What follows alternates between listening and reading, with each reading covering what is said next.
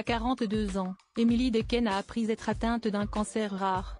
Après le chamboulement du diagnostic est venue l'heure des traitements lourds. Une épreuve qui a transformé physiquement et psychologiquement l'actrice belge mais qu'elle a pu surmonter entourée des siens, comme son mari Michel Ferracci. Le monde d'Emily Dequesne a basculé il y a quelques mois.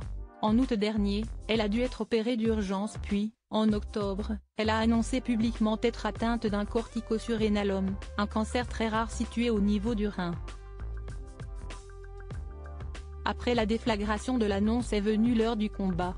Aujourd'hui, l'actrice belge de 42 ans affiche sa bonne forme et a fait des apparitions sublimes sur le tapis rouge du Festival de Cannes.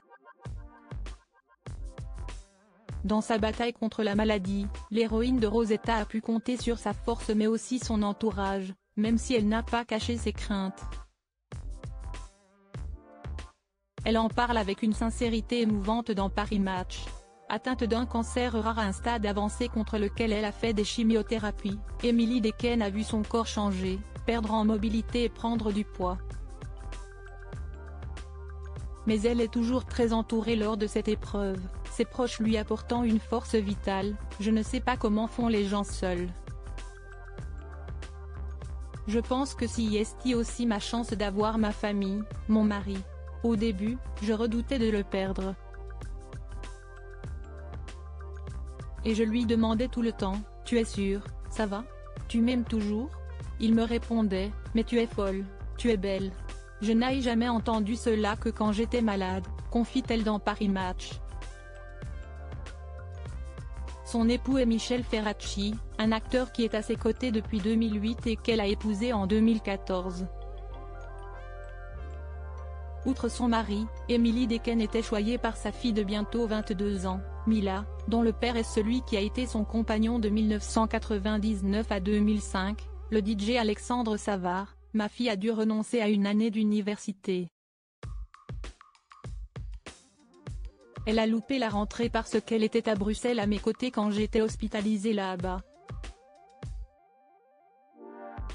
Et puis il y a mes parents, mes sœurs. Autre force dans laquelle elle a puisé, la spiritualité. Elle a ainsi été accompagnée par une femme avec qui elle a travaillé sur ses chakras, pendant ses chimiothérapies notamment, et sur le rôle de la lumière.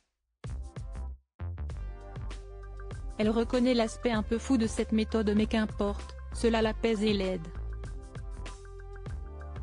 Tout un processus qui lui a permis de retrouver le chemin des tournages qu'elle pensait devoir abandonner lorsqu'elle a appris à être malade, travaillant avec José Dayan et Corinne Massiero pour la télévision.